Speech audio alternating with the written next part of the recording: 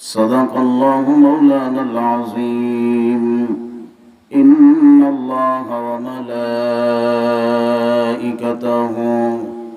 يصلون على النبي يا أيها الذين آمنوا صلوا عليه وسلموا تسليما. محبت আওয়াজ করে পড়ুন সাল্লাল্লাহু মুহাম্মদ সাল্লাল্লাহু আলাইহি সাল্লাল্লাহু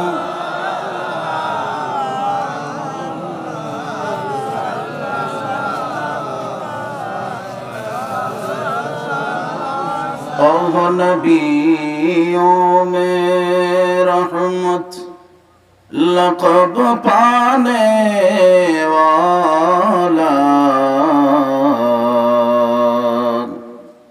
मुरादे गरीबों की बरलाने वाला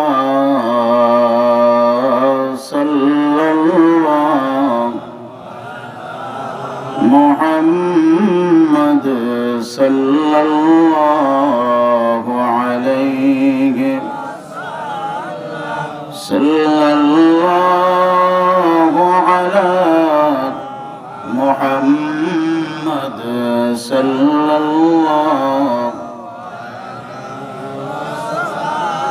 फकीरों का मलजा और ज़ईफ़ों का मावा, यतीमों का वाली, गुलामों का मौला सल्लल्लाहु मुहम्मद सल्लल्लाहु अलैहि सल्लल्लाहु अला मुहम्मद सल्लल्लाहु। ज़बान से दिए पढ़ुन गला गल्ला कशफ़ अद्दजा बिजमालिह हसनत जमीउ खसालिह।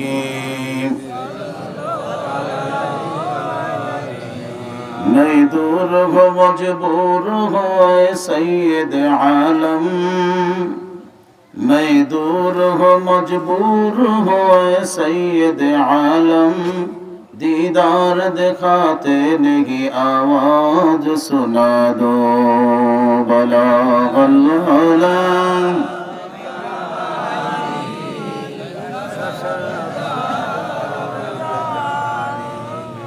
हसनत जमीउ खसालिह। जो लोगों कहते हैं सब तेरे गली का, जो लोगों कहते हैं सब तेरे गली का, उन लोगों को दफ्तर में मेरा नाम लिखा दो बलागल्ला।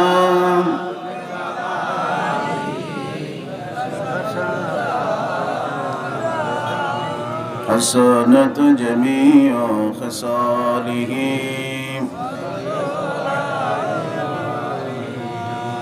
अल्लाहुम्मा सल्लि व सल्लिम व बारिक अलैहि। सदर मुहतरम वाजिबुल इहतराम जुल मजदुल इहतिशाम বাহের গজালিয়া স্থানীয় যুব সমাজের উদ্যোগে ফকিরবাড়ি মাঠ প্রাঙ্গণে পঞ্চম বার্ষিকী ইসালে সওয়াব ওয়াজ মাহফিলের মুহতারাম সভাপতি জনাব হযরত মাওলানা মোহাম্মদ সাইদুর রহমান সাহেব মাদ্দাজিল্লাহুল আলী, সুপার উত্তর পূর্ব গজালিয়া দাখিল মাদ্রাসা, মাহফিলে উপস্থিত রয়েছেন অতিথি হিসাবে বাংলাদেশ জমিয়ত হিজবুল্লাহ গলাচিপা উপজেলা শাখার সম্মানিত সহ সভাপতি ইসাদি হুজুর রহমতুল্লাহ আলাইহির বড় সাহেবজাদা জনাব হযরত মাওলানা মোহাম্মদ সৈয়দ আহমদ সাহেব ইসাদি হুজুর মদ্দাজিল্লাহুল আলী। বিশেষ অতিথি হিসাবে তাশরিফ নেবেন জনাব হযরত মাওলানা মোহাম্মদ আলাউদ্দিন আল আজাদি সাহেব, সহকারী শিক্ষক, কালারাজাহাট হোসাইনিয়া ফাজিল ডিগ্রি মাদ্রাসা। মঞ্চে তাশরিফ নিয়েছেন দেশবর্ণ সম্মানিত উলামায়ে কেরাম, বাংলাদেশ জমিয়ত হিজবুল্লাহর বিভিন্ন স্তরের নেতৃবৃন্দ, মাহফিল ইন্তেজামিয়া কমিটির নেতৃবৃন্দ, অত্র এলাকার গণ্যমান্য ব্যক্তিবর্গ, সম্মানিত মুরব্বিয়ানে কেরাম, মুসল্লিয়ানে কেরাম, যুবক ভাইরা, আমার ছোট ছোট বন্ধুরা, বিশেষ করে আজকের এই মোবারক জলসায় আগত সর্বস্তরের দিনদার মুসলমান ভাইরা, আল্লাহ সুবহানাহু ওয়া তাআলার দরবারে অসংখ্য অগণিত শুকরিয়া যেই মহান রব্বুল আলামিন আপনাকে এবং আমাকে এই দুনিয়ার যাবতীয় কাজকর্ম থেকে বিরত রেখে সকল ধরনের সকল ফিতনা ফাসাদ থেকে মুক্ত হয়ে জান্নাতি পরিবেশে হক্কানি উলামায়ে কেরামের সংস্পর্শে আসার মতো বসার মতো সুযোগটুকুন দান করে জীবনের গুনাহগুলো মহান তাবারক ওয়া তাআলার দরবারে ক্ষমা চাওয়া, খালেস দিলে তওবা করা, তারই সাথে সাথে উলামায়ে কেরামের জবান থেকে কোরআন সুন্নাহর গুরুত্বপূর্ণ নসিহত শুনে তথা অনুযায়ী নিজের জীবনকে একটি আমলি জিন্দেগি গঠন করার যে দৃঢ় মন মানসিকতা আল্লাহ পাক রব্বুল আলামিন তৈরি করে দিলেন। এজন্য আসুন আমরা সকলে অবনীত চিত্তে হৃদয়ের সবটুকু আবেগ অনুভূতিকে উজাড় করে ঈমানের তেজেতে জিয়ান হয় মহান তাবারক ওয়া তাআলার দরবারে কালেমাত শুকর আদায় করে বলুন আলহামদুলিল্লাহ। আজকের এই মোবারক জলসায় আসতে পেরে বসতে পেরে আমরা সকলে খুশি না বেজার? যে যত বেশি খুশি হয়েছেন তত জোরে আওয়াজ করে বলুন আলহামদুলিল্লাহ। আসার তৌফিক দিয়েছেন কে? জবানটা একটু ছেড়ে দিয়ে বলেন না কে? আল্লাহ যদি সুযোগটা না দিতেন আপনি আমি এখানে আসতে পারতাম, বসতে পারতাম? আল্লাহ আপনাকে এবং আমাকে ভালোবেসেছেন, মহব্বত করেছেন বিধায় আমরা আজকের এই মোবারক জলসায় হাজির হতে পেরেছি। যেই জায়গায় কোরআন সুন্নাহর আলোচনা হয় সেটা একটা জান্নাতের বাগান। এই বাগানে যারা বসতে পারে তারা ভাগ্যবান। আর সবাইকে আল্লাহ পাক রব্বুল আলামিন এরকম মোবারক জলসায় বসার সুযোগটাও দেন না। যাদের প্রতি আল্লাহর রহমতের নজর আছে, যাদেরকে আল্লাহ ভালোবাসেন, এক কথায় আল্লাহ যাকে চান যে তার জীবনের গুনাহটা মাফ করে তাকে জান্নাত দিবেন, সেই সমস্ত ব্যক্তিদেরকে আল্লাহ পাক রব্বুল আলামিন এই দামি মজলিসে বসার সুযোগটা আল্লাহ দান করেন। তো সেই হিসাবে আমরা বুঝতে পারি যে আল্লাহ আপনাকে এবং আমাকে ভালোবেসেছেন বিধায় আজকের এই জলসায় আমরা হাজির হতে পেরেছি। কথা বলেন ঠিক না বেঠিক? তৌফিক দিয়েছেন কে? আর একটু আওয়াজ করে বলেন না কে? সাহাবায়ে কেরাম রাদিয়াল্লাহু তাআলা আলাইহিম আজমাইন এত বড় দামি হয়েছেন পৃথিবীর মধ্যে আম্বিয়া ইকরামের পরে, সমস্ত নবী এবং রাসূলদের পরে যাদের মাকাম তারা হলেন নবীজির সাহাবী। আল্লাহ পাক রব্বুল আলামিন তাদের আমলে, তাদের ইতাআতে, তাদের আনুগত্যে এতটাই খুশি হয়েছেন যে রাসূল পাক সাল্লাল্লাহু আলাইহি ওয়াসাল্লামকে ওহীর মাধ্যমে জানায় দিলেন রাদিয়াল্লাহু আনহুম ওয়া রাদু আনহু, আমি আল্লাহ সাহাবীদের আমলে, তাদের আদর্শে আমি আল্লাহ খুশি এবং তারাও আমার উপরে খুশি। বলেন না সুবহানাল্লাহ। নবীজি খুশি হয়ে বললেন আসহাবী কান নুজুম, আমার সমস্ত সাহাবীরা ওই আকাশের নক্ষত্র সমতুল্য। আমার যে কোনো একজন সাহাবীর যদি কোনো ব্যক্তি অনুসরণ করে তাহলে সে হেদায়েত পাবে, সে সিরাতুল মুস্তাকিমের উপরে থাকবে। এত দাম, এত মর্যাদা তারা কিভাবে লাভ করলেন? প্রথম নাম্বার, তারা ঈমানের সাথে রাসূল পাক সাল্লাল্লাহু আলাইহি ওয়াসাল্লামকে মহব্বতের নজরে তাকা দেখে সাহাবী হয়ে গেছেন। বলেন না সুবহানাল্লাহ। আর দ্বিতীয়ত, তারা আমান্না ওয়া সাল্লামনা, নবীজি যা বলেছেন সেটাকে ডানে বামে ব্যক্তিগত কোনো মত, কোনো পথ এদিকে না গিয়ে আল্লাহর হাবিব যা বলেছেন পরিপূর্ণভাবে সেটাকে হৃদয়ে ধারণ করেছেন। আর জোরে কোন সুবহানাল্লাহ।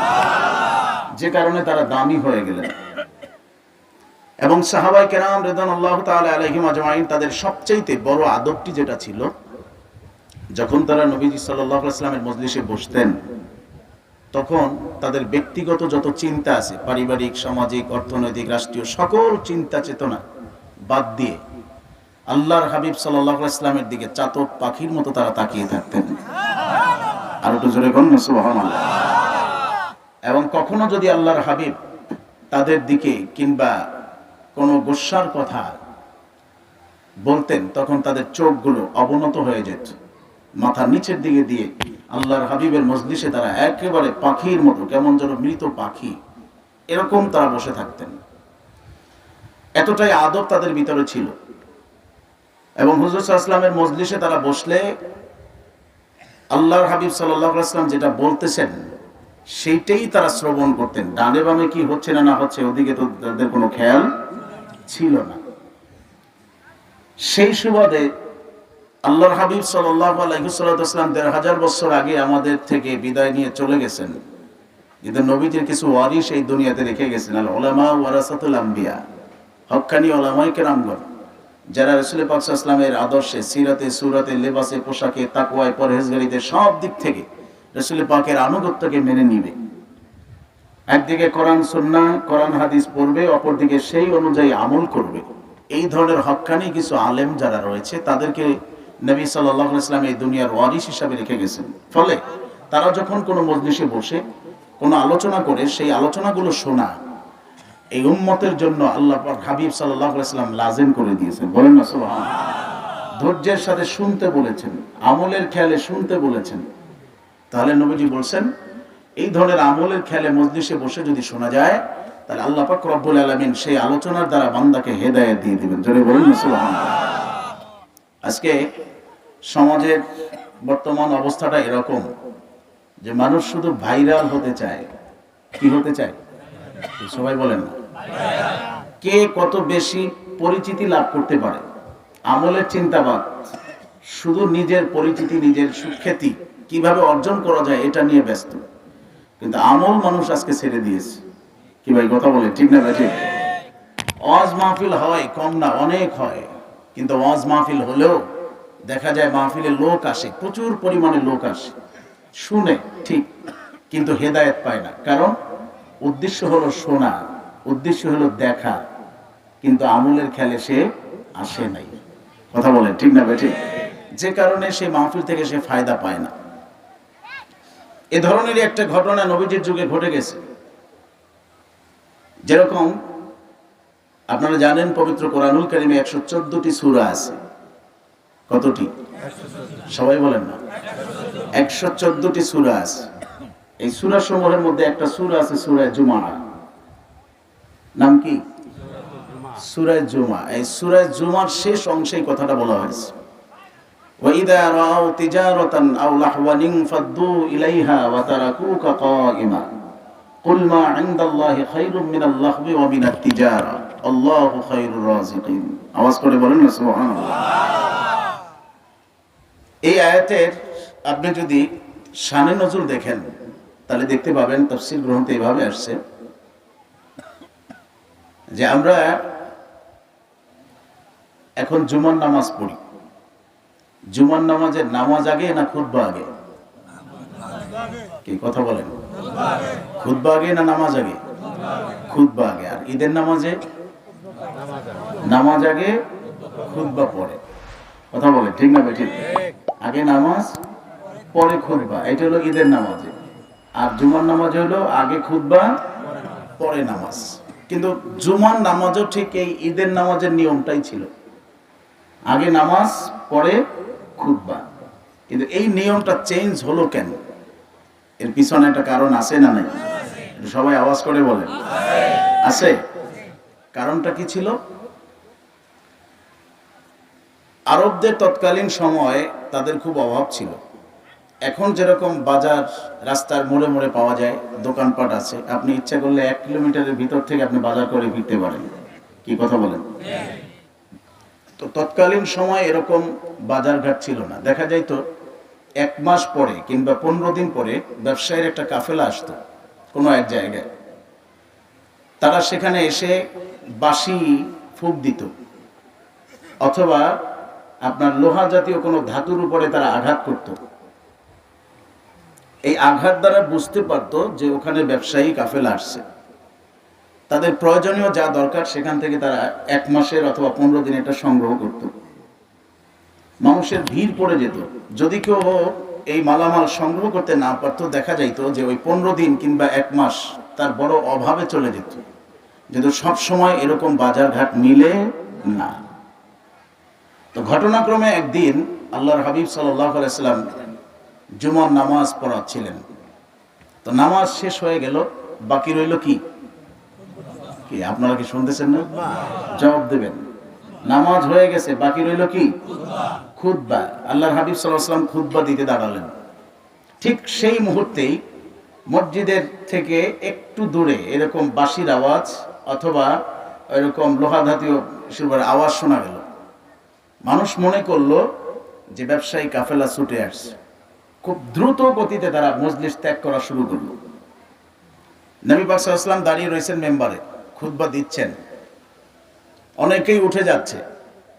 কিন্তু যারা যাচ্ছিল তারা ছিল নও মুসলিম সাহাবী, কেবল মাত্র কিছুদিন হয়েছে মুসলমান হইল। তো অনেক সাহাবীরা এরকম চলে যাচ্ছে ওই ব্যবসার দিকে, ওখান থেকে মাল সামানা খরিদ করবে, এই জন্য তারা উঠে চলে যাচ্ছিল। তো নবীজি তো খুতবা দিচ্ছেন আর তাকায় আছেন মজলিসের দিকে। কি হলো, আমি খুতবা দিচ্ছি আর তারা উঠে চলে যাচ্ছে। নবীজির কাছে যেটা অপছন্দনীয়, যেটা কষ্টের কারণ, সেটা আমার আল্লাহর কাছেও কষ্টের কারণ। কথা বলেন ঠিক না? ঠিক। নবীজি যেটাই কষ্ট পায় সেটাই কষ্ট পায় কে? আরো জোরে বল না, কে? আল্লাহ। কারণ নবী পাক সাল্লাল্লাহু আলাইহি ওয়াসাল্লামের মনের অবস্থাটা এটা সব সময় আল্লাহ পাক রব্বুল আলামিন তার নিজ কুদরতি ভাবে এটা পরিচালনা করতেন, যে কারণে নবীজি কষ্ট পাইলে আল্লাহ সেটা কখনোই বরদাস্ত করে নিতেন না। তো নবীজি দাঁড়িয়ে আছেন, সাহাবীরা চলে যাবে, আল্লাহ পাক রব্বুল আলামিন সঙ্গে সঙ্গে জিবরাইলকে পাঠিয়ে দিলেন। জোরে বলুন না সুবহানাল্লাহ। যে যাও জিবরাইল, আয়াত নিয়ে চলে যাও। ওয়া ইযা রাআউ তিজারাতান আও লাহওয়ান ফাদ্দু ইলাইহা ওয়া তারাকুকা কাইমা। বন্ধু, তারা যখন কোনো ব্যবসায়ী কাফেলা দেখে তখন তারা আপনাকে দণ্ডায়মান অবস্থায় রেখে মজলিস ছেড়ে চলে যায়। আপনি বলুন, কুল মা ইনদাল্লাহি খায়রুম মিনাল লাহবি ওয়া মিনাত তিজারা। আল্লাহর কাছে যেটা আছে সেটা ওই দুনিয়ার ব্যবসা কিংবা খেল তামাশার বস্তুর চাইতে অনেক উত্তম। চিৎকার দিয়ে বলুন না সুবহানাল্লাহ। সেই উত্তম জিনিসটা কি, ফজিলতটা কি, নিয়ামতটা কি? আল্লাহর হাবিব সাল্লাল্লাহু আলাইহি ওয়াসাল্লাম মেম্বারে দাঁড়ায় মিসকি একটা হাসি দিলেন। সুবহানাল্লাহ। একটা হাসি দিলেন, সাহাবীর দিকে তাকাইলেন। ওই মজলিসে সেই সময় মাত্র বাকি ছিল, তাফসিরে আসছে, হাদিসে আসছে 10 জন কিংবা 12 জন সাহাবী। কয়জন? 10 কিংবা, আরো জোরে বলেন, 10 কিংবা 12 জন সাহাবী ওই মজলিসে ছিলেন। কিন্তু বেশিরভাগ riwayate আসছে 10 জন সাহাবী ছিলেন, আর বাকিরা চলে গেছেন। আগেই বলেছি যে যারা চলে গেছেন তারা ছিলেন কি? বেশি দিন হয় নাই, বেশি দিন হয় নাই, বাকিরা চলে গেছে। নবীজি মিসকে হাসি দিয়ে বললেন, এই তোমরা যারা এখানে বসা আছো তোমাদের জন্য আল্লাহর পক্ষ থেকে বিশেষ একটা পুরস্কার আছে। জোরে বলুন না সুবহানাল্লাহ। যারা চলে গেছে তো গেছে, কিন্তু তোমরা যারা আমার খুতবা শুনতেছিলে এখানে বসে ধৈর্যের সাথে চাতক পাখির মতো আমার দিকে তাকিয়ে আমার জবান থেকে আলোচনাগুলো শুনতেছিলে, তোমরা শুনে রাখো আল্লাহর দরবার থেকে তোমাদের জন্য একটা পুরস্কার আছে। এই বলে আল্লাহর হাবিব সাল্লাল্লাহু আলাইহি ওয়াসাল্লাম ডান দিক থেকে বলা শুরু করলেন, আবু বকর ফিল জান্নাহ, ওমর ফিল জান্নাহ, উসমান ফিল জান্নাহ, আলী ফিল জান্নাহ, তালহা ফিল জান্নাহ, জুবাইর ফিল জান্নাহ। এরকম করে করে নবীজি 10 জন সাহাবীর নাম উল্লেখ করে বললেন, তোমরা যারা এখানে বসা আছো এই মুহূর্তে আল্লাহ আমাকে জানায়া দিয়েছেন জান্নাতের অগ্রিম টিকিট তোমাদেরকে দিয়ে দেওয়া হয়েছে। আর একটু জোরে বলুন না সুবহানাল্লাহ। যারা ধৈর্য হারা হলো, ব্যবসার দিকে ছুটে গেল কিংবা মাল সামানা খরিদ করার জন্য ছুটে গেল, তারা এই নিয়ামতটা পায় নাই। কিন্তু তোমরা যারা অধীর আগ্রহ নিয়ে এই মজলিসে বসা আছো, শুনে রাখো আল্লাহ পাক রব্বুল আলামিন তোমাদেরকে আশারায়ে মুবাশশারা বিল জান্নাহ, জান্নাতের 10 জন সুসংবাদ প্রাপ্ত সাহাবীদের অন্তর্ভুক্ত তোমাদেরকে করে দিয়েছেন। এই দুনিয়াতে অগ্রিম জান্নাতের টিকিট আল্লাহ তোমাদেরকে ধরায়া দিয়েছে। সেজন্য দ্বীনি মজলিসে ধৈর্যের সাথে বসলে লাভ আছে না নাই? একটু জোরে কর না ভাই, আছে না নাই? যে কারণে সাহাবায়ে কেরাম রিদওয়ানুল্লাহি তাআলা আলাইহিম আজমাইন সব সময় আল্লাহর হাবিব সাল্লাল্লাহু আলাইহি ওয়াসাল্লামের মজলিসে বসার চেষ্টা করতেন। ব্যবসা বাণিজ্য তাদের ছিল, পরিবার তাদের ছিল, সংসার তাদের ছিল, সেটা একদিকে ছিল। যখন যতটুকু দরকার ততটুকু প্রয়োজনীয় বিষয় ঘরে রেখে এসে বাকি টাইম, বাকি সময় যতটুকু তাদের হাতে থাকতো সেই সময়টায় তারা চেষ্টা করতেন নবীজির সংস্পর্শ গ্রহণ করার, আল্লাহর হাবিবের মজলিসে বসার, জবানে আথার থেকে মূল্যবান বাণীগুলো শ্রবণ করার। কারণ এই বাণীগুলো তারা তাদের জীবনকে ধন্য হয়ে যাবে। সুবহানাল্লাহ বলেন। আল্লাহর হাবিব সাল্লাল্লাহু আলাইহি ওয়াসাল্লামের সংস্পর্শে আসার কারণে তাদের জীবনটা পাল্টে যাবে। যে কারণে নবীজির নসিহতটা তাদের জীবনে সবচেয়ে মূল্যবান মনে করতেন। জোরে বলেন না সুবহানাল্লাহ। এখনো আমরা যারা আছি এই দুনিয়াতে, বলেন তো দেখি আমরা সবাই কি মাদ্রাসায় পড়েছি? না। জোরে বলেন। না। কোরআন সুন্নাহ সম্পর্কে আমাদের কি যথেষ্ট পরিমাণে ধারণা আছে? নাই। যথেষ্ট পরিমাণে কোরআন সুন্নাহ সম্পর্কে আমাদের ধারণা নাই। কিন্তু আমাদের চলতে হবে কোরআন সুন্নাহ অনুযায়ী, আমাদের চলতে হবে রাসূল পাক সাল্লাল্লাহু আলাইহি ওয়াসাল্লামের নির্দেশনা পথ সামনে রেখে। যেহেতু পবিত্র কোরআনুল কারীম আল্লাহ পাক রব্বুল আলামিন বলেন, মা তাকুমুর রাসূলু ফাখুযুহু ওয়া মা নাহাকুম আনহু ফান্তাহু।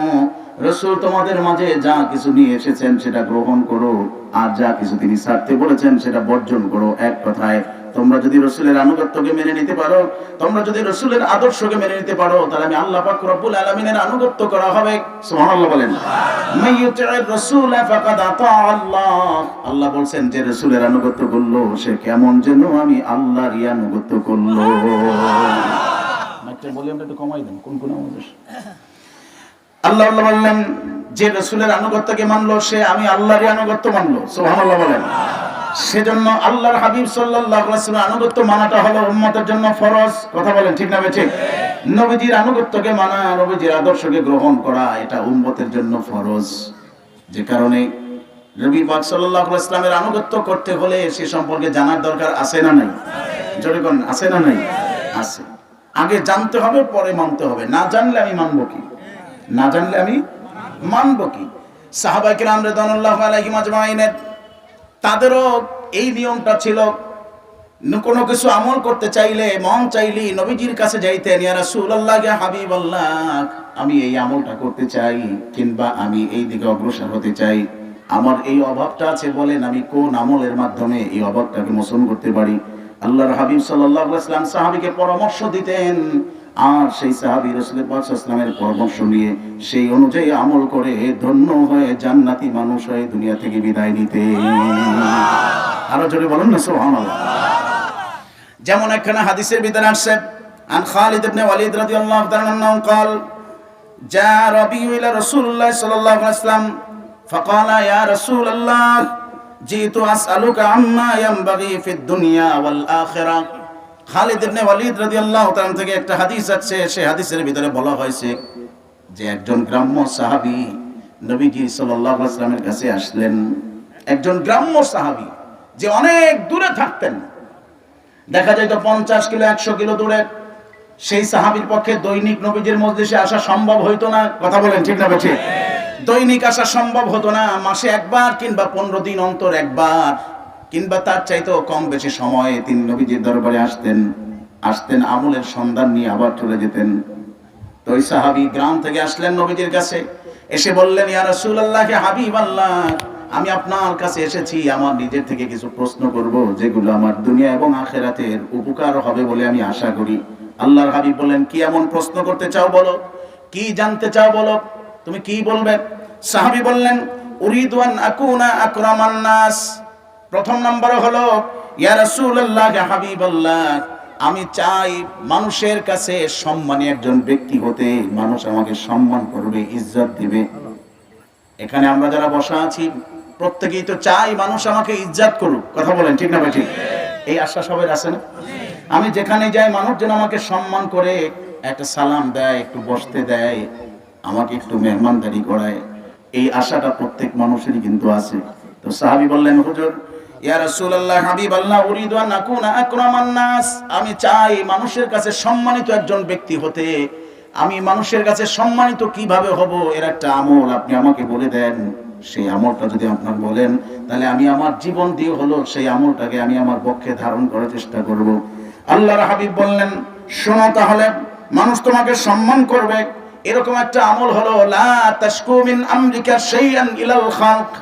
তোমার প্রয়োজনীয় যা কিছু আছে, যা কিছু দরকার, এই পৃথিবীর কোন সৃষ্টি জগতের কাছে তুমি চাবে না, কারো কাছে তোমার কোনো আপত্তির কথা বলবে না।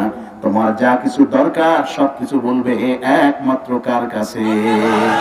আর একটু জোরে আওয়াজ করে বল না, কার কাছে? তোমার ব্যক্তিগত জীবনে, পারিবারিক জীবনে, সামাজিক জীবনে, অর্থনৈতিক জীবনে, সকল ক্ষেত্রে তোমার প্রয়োজনীয় যা দরকার সবকিছু প্রাণ খুলে বলবে কার কাছে? দুনিয়ার কোনো মানুষের কাছে তোমার ওজরের কথা তুমি বলবে না।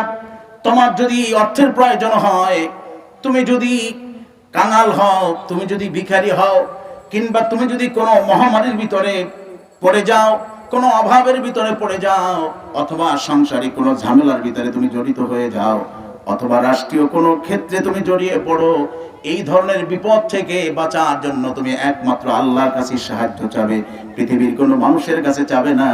তুমি যদি সব কিছু থেকে একমাত্র আল্লাহর কাছে যদি তুমি ভরসা রাখতে পারো, তার কাছে চাইতে পারো, তাহলে এই দুনিয়ার সব মানুষ তোমাকে ইজ্জত করবে, সম্মান করবে। আর একটু জোরে বলেন না সুবহানাল্লাহ। এই জন্য আমাদের চাইতে হবে কার কাছে? আর একটু জোরে আওয়াজ করে বলে না, কার কাছে? আল্লাহর কাছে চাইলে তিনি কি দেয় কি দেয় না? আল্লাহ বলছেন উদউনি আস্তাজিব লাকুম, বান্দা আমার কাছে বলো, আমার কাছে চাও, আমি তোমার প্রতিটি চাওয়াকে পূর্ণ করে দিব। সুবহানাল্লাহ বলেন। এ বাবা জিরা আমার, আল্লাহর কাছে চাইলে তিনি দিতে পারেন কি পারেন না? জোরে কোন পারেন কি পারেন না?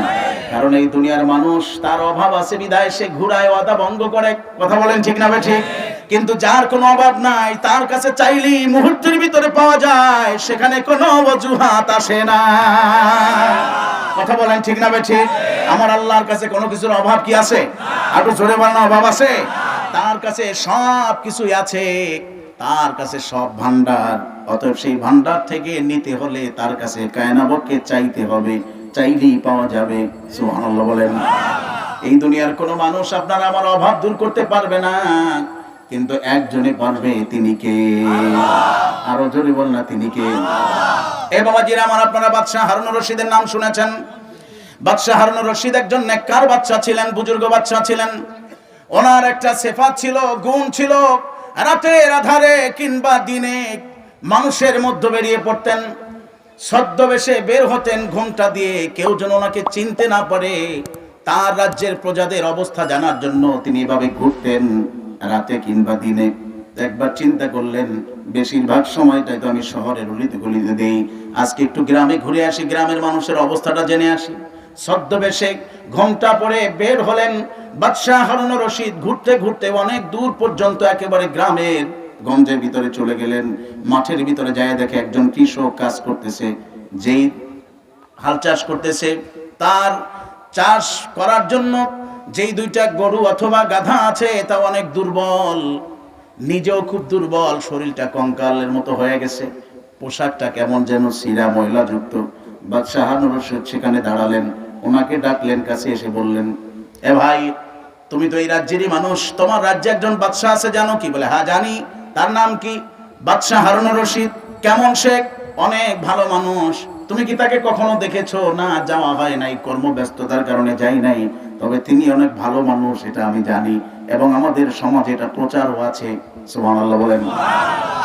তো তোমার সমাজে এরকম একজন ভালো বাদশা থাকতে তুমি তোমার প্রয়োজনীয় যা কিছু দরকার তুমি তো তার কাছে চাইতে পারো। হতে পারে রাজকীয় কোষাগার থেকে অথবা ব্যক্তিগত তহবিল থেকে তোমাকে তিনি সাহায্য করতে পারেন।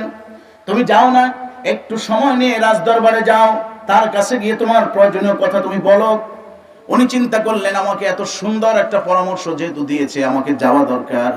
তো উনি খুব দ্রুত চাষবাস বর্জন করে বাড়িতে গিয়ে পরিষ্কার পরিচ্ছন্ন হয়ে একটা পোশাক পরে চললেন রাজদরবারের দিকে। যাইতে যাইতে যাইতে যাইতে আসর হয়ে গেছে। রাজদরবারের দিকে তাকায় দেখে রাজদরবার ফাঁকা। দারোয়ানকে জিজ্ঞেস করলে বলা হলো, সবাই নামাজে চলে গেছে।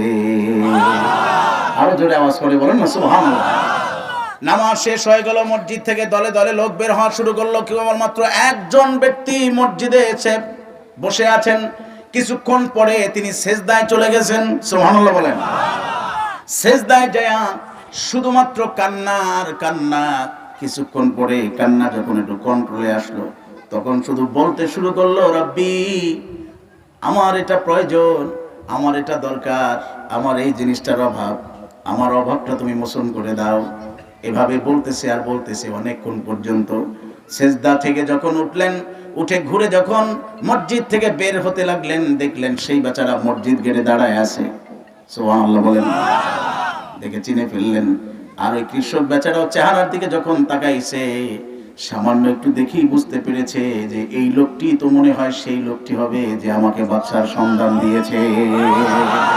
আরো জোরে কন্যা সুবহানাল্লাহ। বাদশা হারুনুর রশিদ বলে, হ্যাঁ আমি তোমাকে আসতে বলেছিলাম, আমি গেছিলাম তোমার কাছে, তোমাকে আসতে বলেছি এজন্য। বলো তোমার কি দরকার, কি চাই তোমার, আমার কাছে খুলে বলো তোমার কোন জিনিসটার অভাব, আমি দেখি তোমার সেই অভাবটা দূর করতে পারি কিনা। কৃষক বেচারা বাদশার দিকে তাকা মিসকি একটা হাসি দিয়ে বলতেছে, আরে যেই মানুষটার এত অভাব, যার এত অভাব, যার এত দরকার, যিনি সেজদায় পড়ে পড়ে একজনের কাছে শুধু চেয়ে যাচ্ছে, যেই মানুষটার এত অভাব, যে শুধু আরেকজনের কাছ থেকে চাইয়া আনে, আমি বুঝে ফেলেছি যার এত অভাব সে অন্য একজনের অভাব কখনোই দূর করতে পারবে না। আরো জোরে আওয়াজ করে বলেন না সুবহানাল্লাহ। তবে অবশ্য আপনার এই রাজ দরবারে এসে আমি ঠকি নাই, এখানে এসে আমার একটা লাভ হয়েছে। আগে একজনের সন্ধান আমি জানতাম না, তার ঠিকানা আমি এখন জেনে গেলাম। এখন থেকে আপনার কাছে নয়, যা কিছু চাওয়ার আমি ওখান থেকে চেয়ে নিব। আর একটু জোরে কর না সুবহানাল্লাহ। যা চাওয়ার আমি চাইবো ওখান থেকে তিনি কে? আর একটু জোরে বলো না, তিনি কে? আমার আপনার কাছে কোনো কিছু চাওয়ার দরকার নাই। আমি বুঝে ফেলেছি আপনার রাজ দরবারে আপনার সম্মান, ইজ্জত, অর্থ সহ যা কিছু দরকার ছিল আপনার, এগুলো আপনি একজনের কাছ থেকে চিনে আনছেন, তিনি আমার আল্লাহ। তিনি কে? অতএব এখন থেকে আপনার কাছে নয়, আমারও অভাব তিনি মোচন করতে পারে, অতএব আমার চাওয়া এখন ওনার কাছেই হবে। এই বলে কৃষক বেচারা ওখান থেকে চলে গেলেন। সেজন্য বলছি বাবাজিরা, আমার আল্লাহর কাছে চাইলে কি পাওয়া যায় কি যায় না? আর একটু জোরে বলেন, যায় কি যায় না? এজন্য নবীজি আমার সাহাবীকে তালিম দিলেন, লা তাশকু মিন আমরিকা শাইআন ইলাল খালক। প্রয়োজনীয় যা কিছু দরকার হবে কোন সৃষ্টি জগতের কারো কাছে নয়, যা চাওয়ার একজনের কাছে চাবে, তিনি কে? তুমি যদি এটা চাইতে পারো, তাকুন আকরামান নাস, মানুষের কাছে তুমি একজন সম্মানিত ব্যক্তি হিসেবে পরিচিতি লাভ করবে।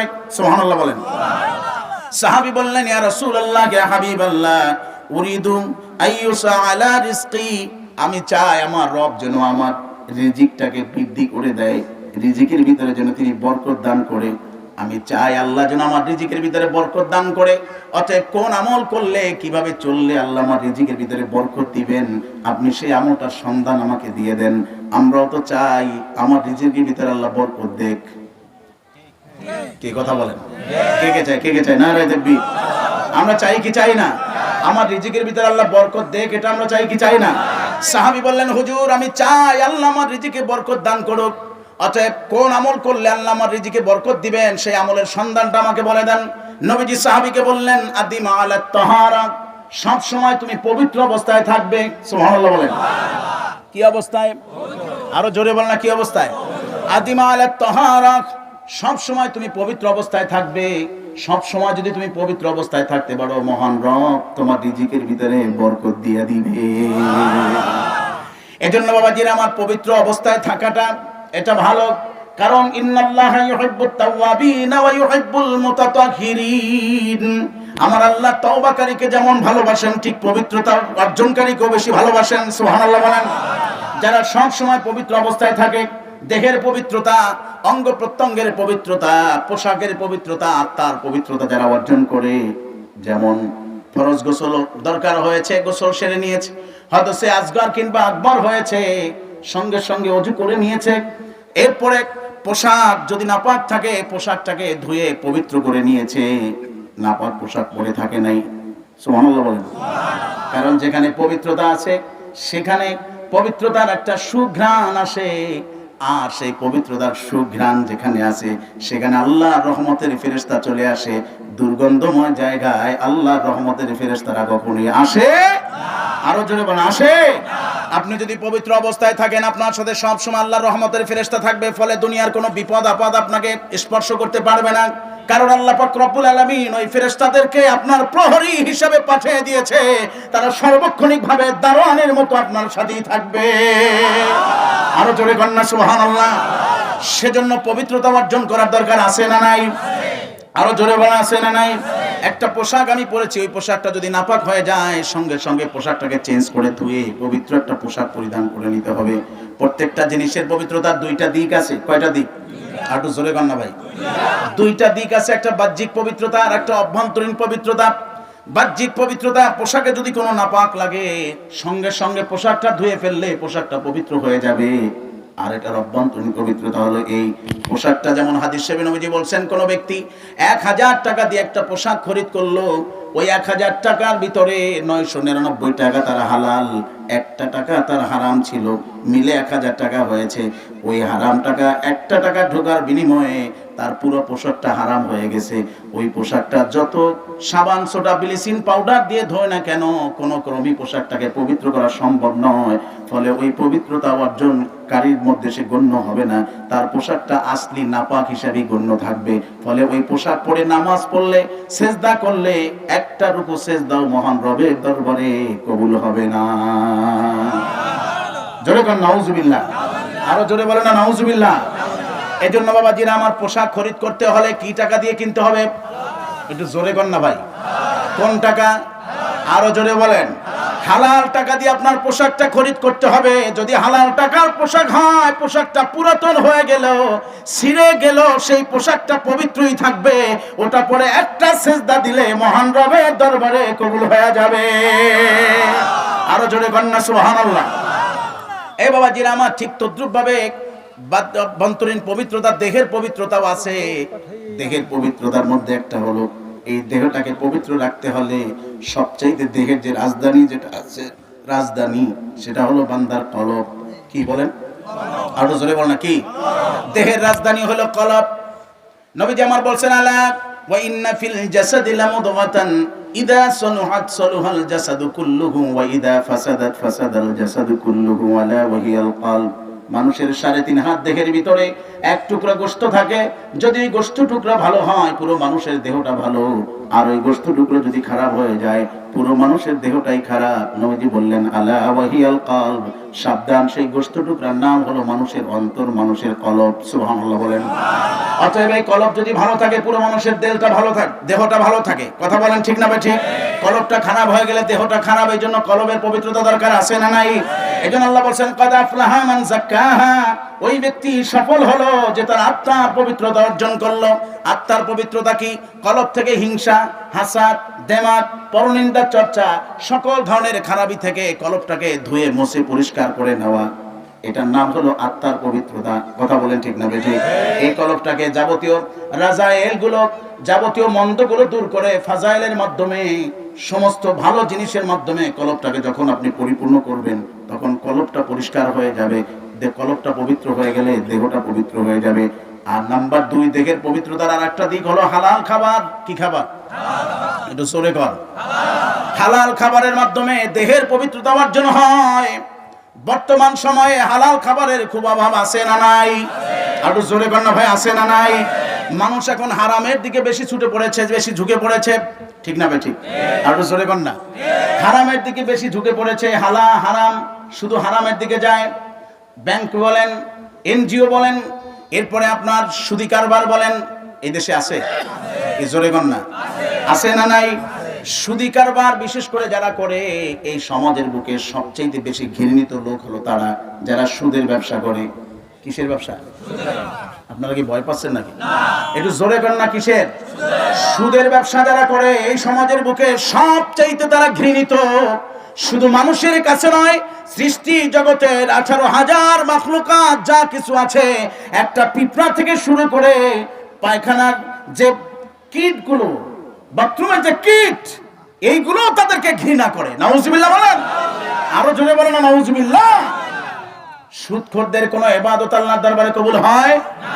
ঘুষখোরদের কোনো ইবাদত আল্লাহর দরবারে কবুল হয় না।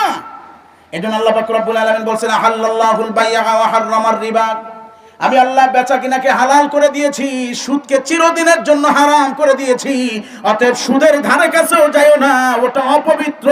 ওইটা তোমার দেহে ঢুকলে তোমার দেহটা নাপাক হয়ে যাবে। আমি রবেরকে যতবার ডাকবে একটা ডাকের জবাব আমি রব থেকে পাবে না। কথা বলেন ঠিক না ঠিক? আরো জোরে বলেন না ঠিক না ঠিক? এই জন্য বাবাজিরা আমার, একদিকে সুদে ধরে বসেছে, অপরদিকে এনজিও ব্যাংকগুলোতে ঘিরে ধরেছে গোটা দেশ। কি? আরো জোরে বলেন না, আরো জোরে বলেন ঠিক না ঠিক? নানান ভাবে মানুষদের অর্থ সম্পদকে তারা লোভ দেখাইয়া, অথচ দেখেন কি লাভ, কোনো লাভ নাই। কিন্তু আপনি সুদে টাকা আনছেন, আপনি মনে করছেন যে আমি এক হাতে 2 লক্ষ টাকা পাইলাম, আমার খুব লাভ হয়েছে। না, আপনি একটু হিসাব করে দেখেন যে আপনি কি দিচ্ছেন। 1 বছর পর আপনি হিসাব করে দেখেন যে আপনার থেকে অতিরিক্ত কত গেছে। কি ভাই কথা বলেন? আরো জোরে বলেন ঠিক না ভাই ঠিক? অথচ আপনি সুদে না এনে, যদি সুদের ব্যবসা না করে অথবা সুদের দিকে ধাবিত না হয়, ওই অর্থ দিয়ে ছোট্ট একটু জমি কিনেন, 1 কাঠা জমি, 2 শতাংশ জমি, যতটুকু আপনার তৌফিক হয় ততটুকু কিনে রাখেন। 2 বছর পর দেখবেন যে ওই সুদে যা আছে তার চাইতে বেশি আল্লাহ ওখানে দিয়ে দিচ্ছে। কি ভাই কথা বলেন ঠিক না ভাই ঠিক? আরো জোরে বলেন ঠিক না ভাই ঠিক? আবার এই সমাজে আছে কটকওয়ালা, আছে না নেই? কি কথা বলেন? আপনাদের এই দেশে আছে কটকওয়ালা চলে? এটাকে অনেক আলেম বলে যে কটকওয়ালা এটা জায়েজ আছে, সম্পূর্ণ হারাম। কটকওয়ালা জায়েজ কি?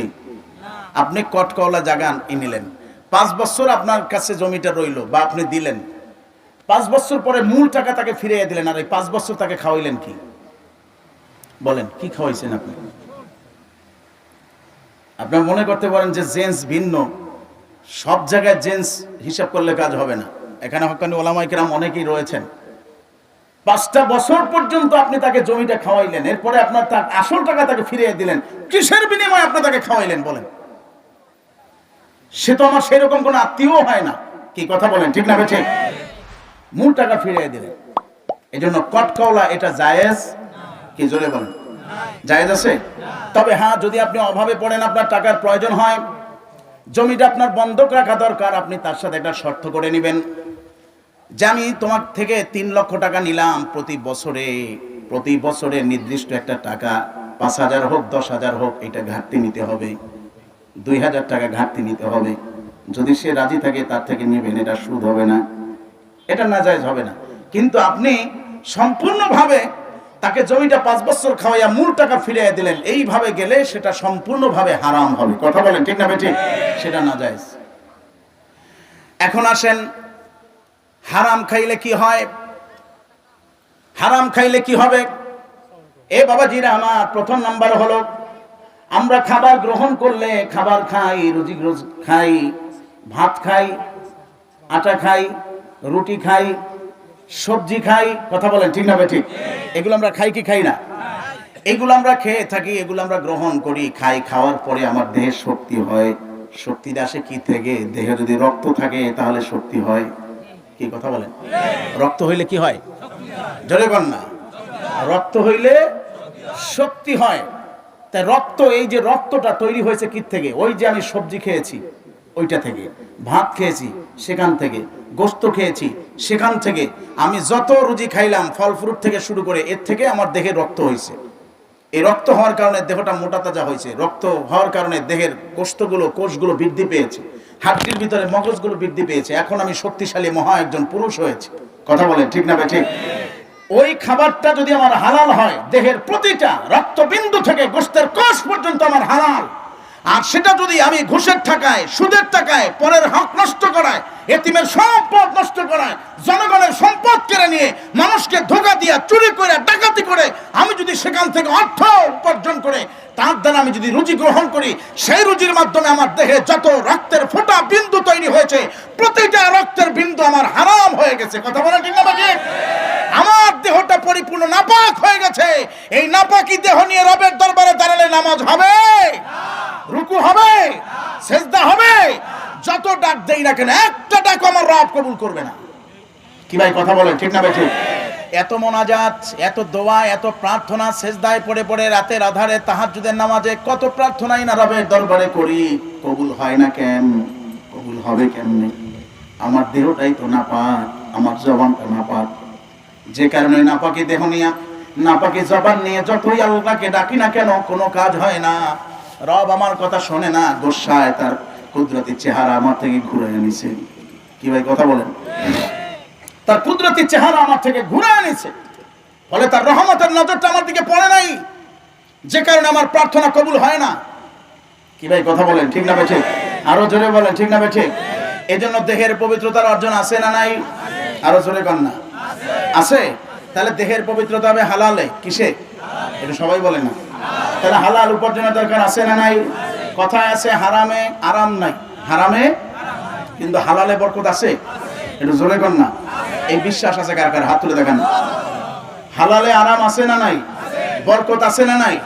এই বাবাজিরা আমার, হালাল রুজির থেকে, হালাল উপার্জন থেকে আলাদা একটা বরকত পাওয়া যায়। বিশেষ করে হালাল খাবার আপনি যখন খাবেন, সেই খাবারে আল্লাহ একটা আলাদা স্বাদ দিয়ে দিবে। সুবহানাল্লাহ বলবেন না? আলাদা একটা তৃপ্তি পাবেন, আলাদা একটা মজা পাবেন, কারণ ওই খাবারটা হালাল। খাবারটা কি? জোরে কর না, খাবারটা কি? একজন কৃষক বেচারা বলেন, দিন মজুর বলেন, রিক্সা চালায় তাকে বলেন, সাধারণ জীবন যাপন করে, সাংসারিক কাজ করে, সামান্য চাকরি করে, এই ধরনের একজন ব্যক্তিকে দেখবেন আপনি খাবার খাইতে গেলে কয়েক প্লেট সাবাদ করে দিয়েছে। কি? কয়েক প্লেট খাইছে, তারপরও আরো লইতে মনে চায়, খাইতে চায়। কারণ কি? ওই খাবার একটা স্বাদ আছে, ওটা হালাল টাকা। সুবহানাল্লাহ বলবেন না? ওটা কিসের টাকা? হালাল টাকার। এই জন্য ওই খাবার একটা স্বাদ আল্লাহ দিয়ে দিছে। আপনি যান না বড় বড় রেস্তোরাঁয়, সেখানে যাই দেখেন অবস্থা কি? যারা লক্ষ লক্ষ টাকা এদিক সেদিক করে ইনকাম করে লাঞ্চ করতে যায়, সকালবেলা খাইতে যায়, অথবা রাত্রিবেলা খাবার খাইতে যায়, দেখবেন প্লেটে অনেক ধরনের তরকারি পড়ে আছে, এখান থেকে একটু, ওখান থেকে একটু, ওখান থেকে একটু। বন্ধুকে বলে কোনো রুচি নেই। কি কথা বলে না? কোনো রুচি নাই। চা দিছে, ওখান থেকে 3/4 1 ভাগ খাইছে, বাকিটা ওখানে ঠেলে থুই এসে বসে। আচ্ছা বলেন তো দেখি, এই খাবারই যদি কোনো হালাল টাকার হতো, আরেকজন কৃষক বাচ্চার সামনে পড়তো, মনে করছেন কি হাড্ডির সাথে কি কোনো গোশত থাকতো? কথা বলেন, থাকতো? আপনার এটাকে আবার মনে এইভাবে নিবেন না যে হুজুর আমাকে এত ছোট করলে হাড্ডির সাথে গোশত তাও খাইয়ে ফেলবো। হ্যাঁ, রাসূল পাক সাল্লাল্লাহু আলাইহি ওয়াসাল্লাম যখন খাবার খাইতেন, তখন খাবারের কোনো অংশই নবীজি বাকি রাখতেন না। জোরে কন না সুবহানাল্লাহ। আর জোরে কন না সুবহানাল্লাহ। এটাই বরকত। এমন কি প্লেটটা পর্যন্ত ধুয়ে খেয়ে ফেলতেন, প্লেট পর্যন্ত। আচ্ছা, মুহাম্মদে দুরূদ পড়েন না সাল্লাল্লাহু।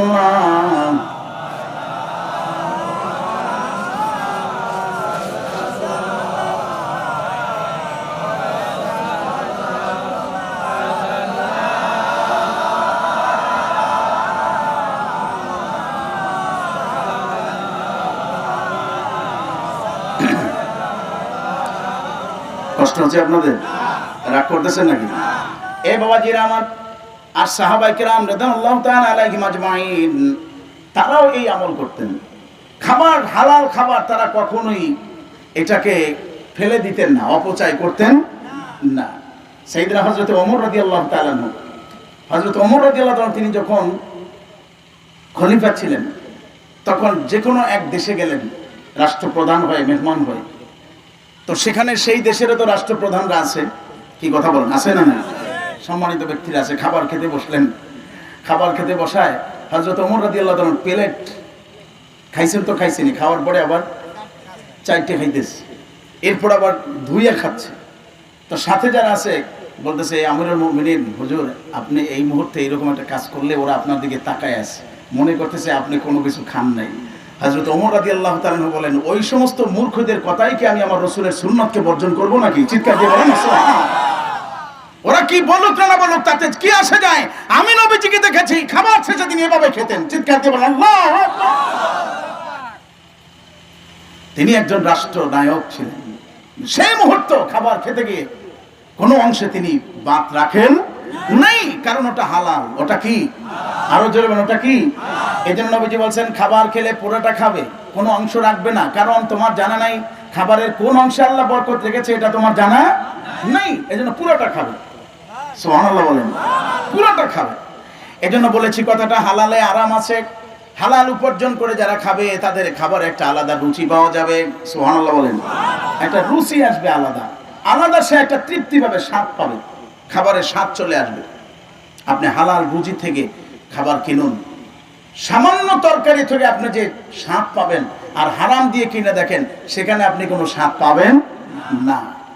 হতে পারে আপনি পেট পুড়ে খাইছেন, কিন্তু ওখানে কোনো বরকত পাওয়া যাবে না। কিন্তু আপনি হালাল খান, দেখবেন সেখানে একটা বরকত আছে আলাদা। এবার জন্য বাবাজিরা আমার, আপনারা এখানে সম্মানিত ওলামায়ে কেরাম যারা রয়েছেন, আমরা ফিকার একটা কিতাব পড়েছি, নুরুল আনোয়ার। কি কিতাব? নুরুল আনোয়ার একটা কিতাব পড়েছি।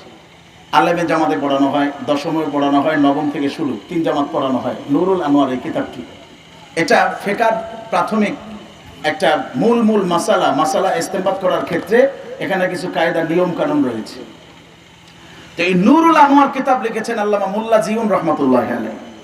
সুবহানাল্লাহ বলবেন না? কে লিখছেন? আল্লামা মোল্লা জিউন রহমাতুল্লাহি আলাইহি নুরুল আনোয়ার কিতাব লিখেছেন। তা নুরুল আনোয়ার কিতাব উনি লিখেছেন, কিন্তু ওনার বহু ছাত্র ছিল।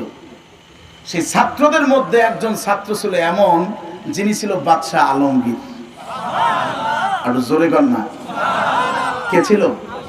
বাদশাহ আলমগীর। ওই যে আপনারা পড়েছেন, কুমারে তাহার পড়াইতো এক মৌলবী দিল্লির। সুবহানাল্লাহ বলবেন না? একদা প্রভাতে গিয়ে দেখেন বাদশাহ শাহজাদা এক পাত্র হস্তে নিয়ে ঢালিতেছে পারি গুরুর উচ্চারণে, পুলকিত হৃদয়ে আনত নয়নে।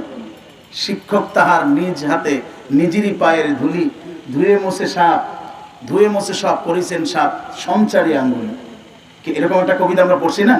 অনেকেই পড়ছেন। ওই যে কুমারে তাহার পড়াইতো এক মৌলবী দিল্লির, যে দিল্লির যিনি মাওলানা, তিনি ছিলেন মোল্লা জিউন রহমাতুল্লাহ আলাইহি। জোরে বলুন না সুবহানাল্লাহ। বেশি ধন সম্পদ ছিল না, অভাবী ছিলেন তিনি।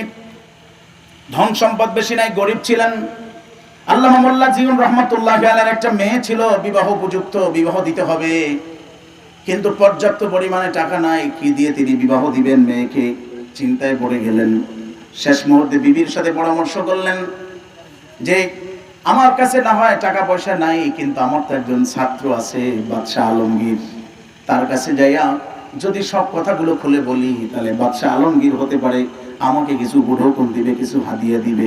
ওই হাদিয়ার টাকা থেকেই আমি আমার মেয়েকে ধুমধামের সাথে বিবাহ দিতে পারবো। বাদশাহ আলমগীর আমাকে যদি কিছু হাদিয়া দেয়, তার থেকে আমার মেয়েকে আমি খুব সুন্দরভাবে বিবাহ দিতে পারবো। বাদশাহ আলমগীরের দরবারে চলে গেলেন। রাজদরবারে যায় ওস্তাদকে পাইয়া তিনি তো মহা খুশি। আসন ছেড়ে দিয়ে নিজ আসনে বসাইলেন। সুবহানাল্লাহ বলবেন না? আসনে বসাইয়া ওস্তাদের যাবতীয় খোঁজ খবর নিলেন। এক পর্যায়ে আল্লামা মোল্লা জিউন রহমাতুল্লাহ বললেন, বাবা আমি তো এজন্য এসেছি, আমার মেয়েটাকে বিবাহ দিতে হবে, কিন্তু আমার সেরকম অর্থ সম্পদ নাই। চিন্তা করলাম তোমাকে জানানো দরকার, সেজন্য এসেছি। কথাটা শুনে বাদশাহ আলমগীর তার নিজ আসন থেকে উঠে ঘরে গেলেন। ঘরে যাইয়া আবার ফিরলেন।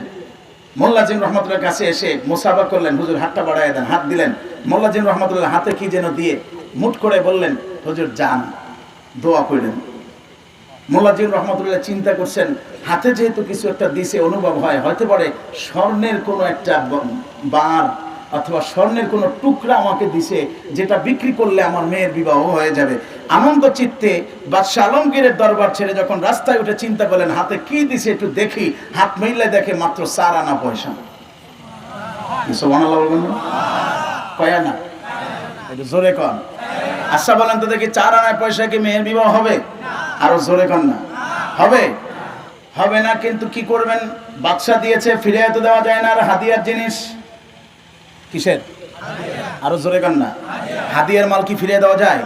খুশি হয়ে যে যা দিবে সেটাই নিতে হয়। আর হাদিয়া দেওয়া নেওয়া সুন্নাত, তাহাব্বু তাহাদু। হাদিসে আসছে, কারোর সাথে তোমার যদি ভালোবাসার সম্পর্ক করতে চাও, তাকে হাদিয়া দাও। সুবহানাল্লাহ বলেন। তোমার যদি কাউকে ভালো লাগে, মন চায় যে তাকে তোমার বন্ধু বানাবে, তাহলে তাকে কিছু হাদিয়া দাও। তসবিহ, জায়নামাজ, আতর, অথবা একটা জামা, অথবা কিছু প্রয়োজনীয় টাকা পয়সা, তাকে খুশি হয়ে হাদিয়া দাও। তাহলে তার সাথে তোমার একটা গভীর সম্পর্ক হবে। সুবহানাল্লাহ বলবেন না? আরো জোরে বলেন না সুবহানাল্লাহ। হাদিয়া দিলে সম্পর্ক কি? কথা বলেন। হাদিয়া দিলে সম্পর্ক বাড়ে, মহব্বত বাড়ে। এখান থেকে আপনার গ্রামের যদি কোনো শত্রু থাকে আপনার, যার সাথে আপনার দীর্ঘদিনের কথাবার্তা নেই, সে আপনাকে দেখে সরে যায়, আপনার কথা ভালো লাগে না, আপনি তাকে কৌশলে কিছু হাদিয়ে পাঠিয়ে দেন, দেখবেন যে আস্তে আস্তে একদিন দুই দিন পর সে আপনাকে সালাম দেওয়া শুরু করছে। হ্যাঁ, এটাই নবীজি শিখিয়েছেন। শত্রুতা থাকলে কাউকে বন্ধু বানাতে চাইলে তাকে হাদিয়া দাও। সুবহানাল্লাহ বলবেন না? হাদিয়ার ঘুষ কি এক? কি কথা বলেন না? হাদিয়ার ঘুষ কি এক? এক না। বুঝতে হবে, হাদিয়া হইলো মনের খুশিতে, মনের খুশিতে, আর ঘুষ হইলো না দিলে আমার চাকরি থাকবে না। তাহলে আমার চাকরি থাকবে না, এটা কি মনের খুশিতে না মনের ব্যথায়? মনের ব্যথায়। এটা বুঝতে হবে, পার্থক্যটা বুঝতে হবে। মোল্লা জিন রহমাতুল্লাহ 4 আনা পয়সা নিয়ে বের হলেন। হাঁটতেছেন, চিন্তা করতেছেন কি করবেন। আসল জায়গা থেকে, অর্থাৎ যেখানে গেলে মনে করছিলাম যে কিছু সময়ের জন্য হলেও অভাবটা দূর হবে, সেখান থেকে যদি পাই 4 আনা, তাহলে অন্য জায়গায় আর কি আশা করতে পারি? কথা বুঝেন নাই? মন খারাপ, হাঁটতেছেন। কিছু দূর যাওয়ার পরই দেখেন এক জেলে বেচারা বড় একটা মাছ নিয়ে রাস্তার মোড়ে বসে আছে। দীর্ঘ সময় ধরে মাছটা বিক্রি করার জন্য কোনো কাস্টমার পাচ্ছে না। রৌদ্রের তাপে মাছটার শরীরের চামড়া কি হয়ে গেছে? চাইনা গেছে, শুকায়া যায়। আর কিছু সময় গেলে হয়তো বা মাছটা খাওয়ার অনুপযোগী হয়ে যাবে। চিন্তায় পড়ে গেলেন, কাস্টমার খুঁজছেন এদিক সেদিক, কে যায় রাস্তা দিয়ে। হঠাৎ করে দেখে মোল্লা জিন রহমতুল্লাহ মাথার নিচের দিকে দিয়ে আস্তে আস্তে যাচ্ছে। চিনে ফেললেন, হুজুর! ডাক দিছেন। মোল্লা জিন রহমতুল্লাহ তার দিকে তাকাইছেন, হুজুর একটু কাছে আসেন হুজুর, আমার এই মাছটা এখন একটু নেন না। মোল্লা জিন রহমতুল্লাহ বলে, ভাই, এত বড় মাছ কেনার মতো তৌফিক আমার কাছে নাই।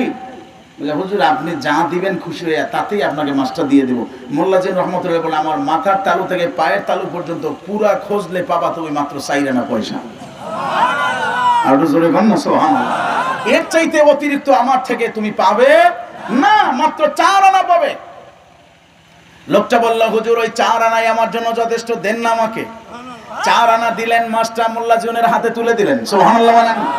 মাছ নিয়ে বাড়িতে যায় বিবি সাহেবকে বলতেছে, নাও মাছটা সুন্দর মতো কুটে রান্নার উপযোগী করে খাবারের জন্য তৈরি করো।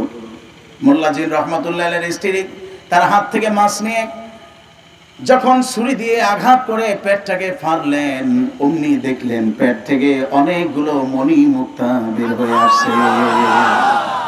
চিৎকার দিয়ে বলেন আল্লাহু আকবার। অনেকগুলো মণি মুক্তা বের হয়ে আসছে। মোল্লা জিন রহমতুল্লাহকে ডাক দিলেন, স্বামী আমার, হুজুর এদিকে আসলেন, দেখেন তো এগুলো কি। মোল্লা জিন বলেন, এগুলো তো মুক্তার মতো দেখা যায়, দেখি এগুলো ঠিক আছে কিনা। একটা মুক্তা ওখান থেকে নিয়ে বাজারে গিয়ে স্বর্ণের দোকানে গিয়ে বললেন, ভাই এটা একটু পরীক্ষা করে দেখো না ঠিক আছে কিনা। স্বর্ণের দোকানদার মণি মুক্তাটা পরীক্ষা করে এসে মোল্লা জিন রহমতুল্লাহর দিকে তাকায় বলে, হুজুর এটা 100% ঠিক আছে, আপনি যদি এই মুক্তাটা আমাকে দেন আমি আপনাকে 100 দিনার দিব। এইবার বলেন 100 দিনারে তার মেয়ের বিবাহ হবে কি হবে না? আর একটু জোরে কর না। সুন্দর ধুমধামের সাথে মেয়ের বিবাহ হয়ে গেল, আরো কিছু অর্থ নিজের কাছে রইল। বাকি মুক্তাগুলো একটা পোটলায় বেচায়া বাদশাহ আলমগীরের কাছে চলে গেলেন। যাইয়া সেখানে বসে অনেক কথাবার্তা বলার পর বললেন, বাদশাহ আলমগীর শোনো, এই নাও কিছু মুক্তা আছে এখানে। বলে, হুজুরের করতে গেছে। সব ঘটনা খুলে বলার পরে বলছেন, হুজুর এগুলো আমার না, এগুলো আপনার, আপনি নিয়ে যান। সুবহানাল্লাহ বলেন। মোল্লা জিন বলেন, না আমার যেগুলো দরকার ছিল আমার হয়েছে, এটা তুমি রেখে দাও। না হুজুর এটা আপনার। মোল্লা জিন বলে, ঠিক আছে আমি নিয়ে যাব, কিন্তু আমার মাথার ভিতরে একটা প্রশ্ন আছে, প্রশ্নটার উত্তরটা জানতে চাই। সুবহানাল্লাহ বলবেন না? কি উত্তর? শোনো, আমি তো তোমার ওস্তাদ, আমি বড় আশা করে আসছিলাম তোমার কাছে। আমার মনে মনে ধারণা ছিল তুমি আমাকে স্বর্ণের কোনো বার দিবে, অথবা রাজকীয় কোষাগার থেকে তুমি আমাকে বড় ধরনের কোনো উপহার দিবে, কিন্তু তুমি তা না দিয়ে আমাকে মাত্র 4 আনা দিলে কেন? সুবহানাল্লাহ বলবেন না? কয় আনা? 4 আনা দিলে কেন? এই প্রশ্নটা আমার মাথার ভিতরে ঘুরপাক খাচ্ছে। বলার সঙ্গে সঙ্গে বাদশা আলমগীর কেঁদে দিলেন, চোখ থেকে পানি ঝরাইতে শুরু করলেন। বলে, হুজুর এটা আপনারই শিক্ষা। সুবহানাল্লাহ বলেন। আপনার কাছ থেকে আমি যা শিখেছি সেটা আমি আমার বুকে ধারণ করেছি। হুজুর আপনি দেখতে পারেন আমি রাজ দরবারে আছি, আমি একজন বাদশাহ, আমার কথায় এই রাজ্যটা পরিচালিত হয়, কিন্তু হুজুর এই রাজ দরবার থেকে আমি অযথা কোনো কিছুই আমি গ্রহণ করি না। রাজ দরবার থেকে, রাজকীয় কোষাগার থেকে আমি কোনো কিছু নেই না, কারণ এটা আমার কাছে একেবারে নিরেট মনে হয় না, এটা যে সম্পূর্ণ 100% হালাল এই বিশ্বাসটা আমার আসে না। যে কারণে আমি বাদশাহ হওয়া সত্ত্বেও আমার এই বাদশাহী দায়িত্ব পালন করার ফাঁকে ফাঁকে অবসর টাইমে আমি এই রাজদরবারে কিছু কাজ করি, সেখান থেকে আমি একটা বেনিফিট নিই, তার দ্বারা আমি আমার সংসার পরিচালনা করি। জোরে কন্যা সুবহানাল্লাহ, আরো জোরে কন্যা সুবহানাল্লাহ। রাজদরবার পরিচালনা করার ফাঁকে ফাঁকে অবসর টাইমে আমি একটু সময় দেই, সেই সময় থেকে আমি যতটুকু উপার্জন করি তার দ্বারা আমি আমার সংসার পরিচালনা করি। হুজুর, আপনি এমন সময় আসছেন, গতকালকে আমার যা রাজদরবার থেকে আমি যতটুকু পেয়েছি আমার সংসারে খরচ করার পরে মাত্র 4 আনা পয়সা ছিল। আমার বিশ্বাস এটা 100% হালাল, যে কারণে আমি অন্য সম্পদ না আপনাকে দেই নাই, আমার জন্য যেটা অপছন্দ মনে করেছি সেটা আপনার জন্য আমি অপছন্দ মনে করে এই 4 আনা হালাল পয়সা আপনাকে দিয়েছি। আর আমার বিশ্বাস এই হালালের কারণে আল্লাহ আপনাকে এত নিয়ামত দিয়েছে। চিৎকার দেবেন সুবহানাল্লাহ। হালালের দাম আছে না নাই? আরো জোরে আওয়াজ করে বলতে হবে, আছে না নাই? এই জন্য যারা হালাল পথে চলে তাদের সকল ধরনের বিপদ আপদ বালা মুসিবত থেকে উদ্ধার করে কে? আমরা কি হালাল ধরতে চাই কি চাই না? কে কে চাই? কে কে চাই? হাত তুলে দেখা না। নারায়ে তাকবীর, নারায়ে তাকবীর। আমরা কি ধরবো?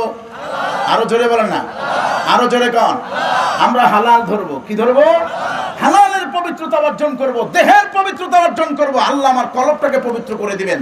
কলব যখন পবিত্র হয়ে যাবে, কাল কিয়ামতের ময়দানে আল্লাহ আমাকে ডাক দিবেন, ইয়া আইয়াতুহান নাফসুল মুতমাইন্নাহ ইরজিই ইলা রাব্বিকি রাদিয়াতাম মারদিয়াহ ফাদখুলি ফি ইবাদি ওয়াদখুলি জান্নাতি। আওয়াজ করে বলেন সুবহানাল্লাহ, আর একটু জোরে কর না সুবহানাল্লাহ।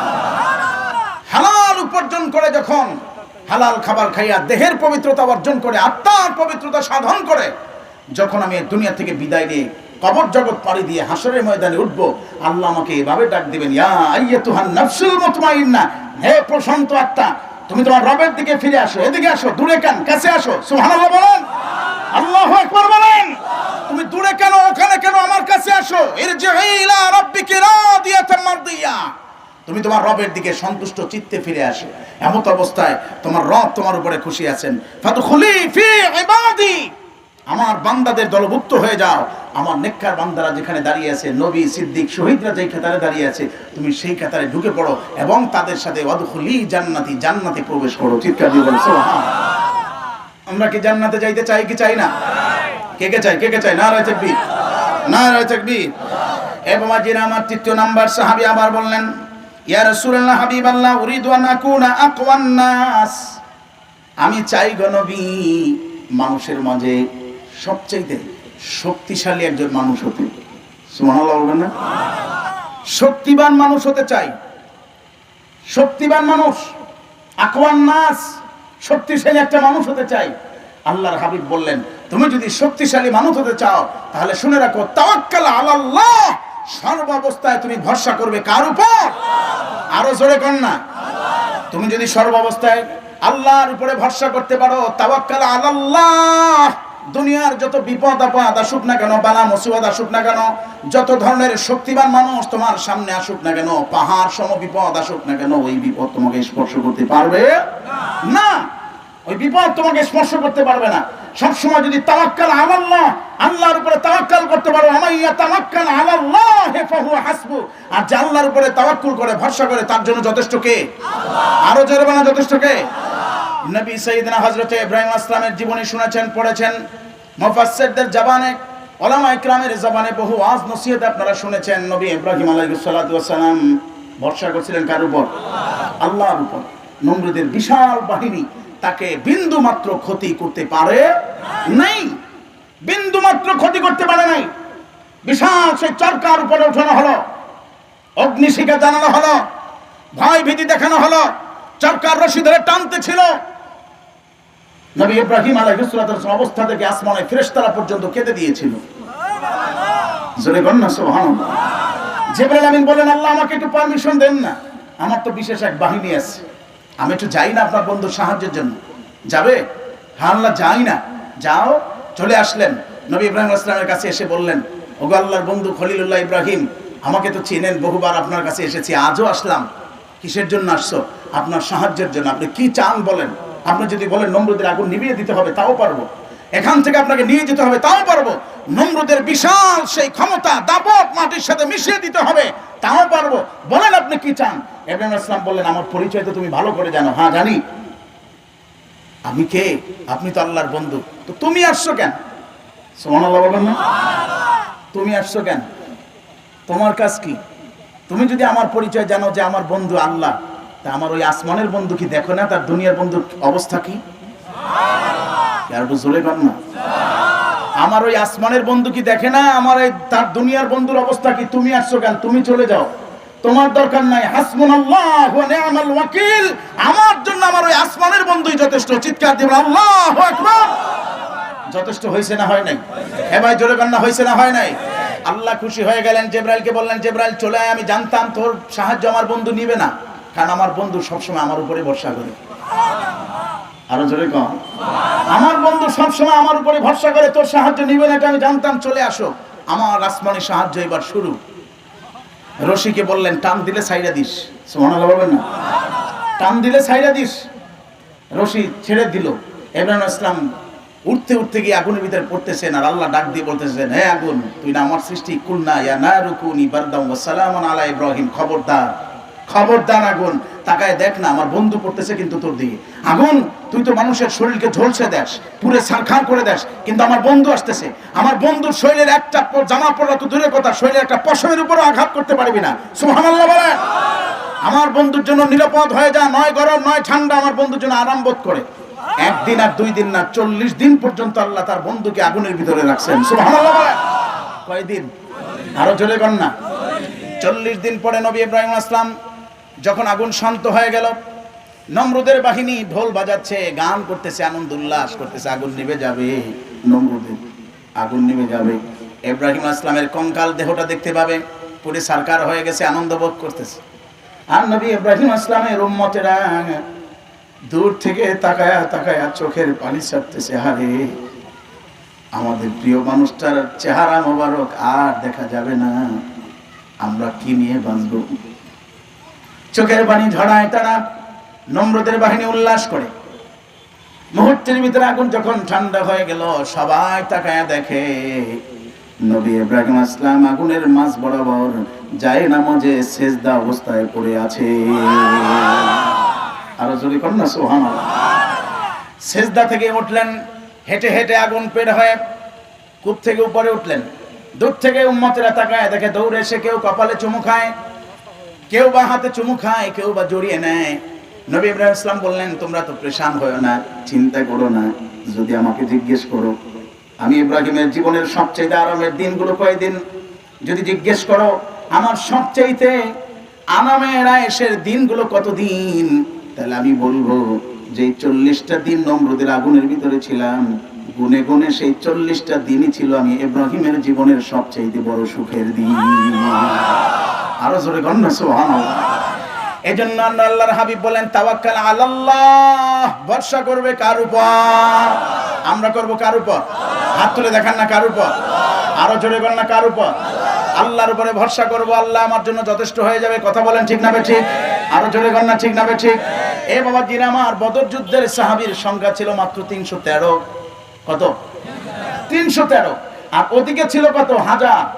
কথা বলেন না, কয় হাজার?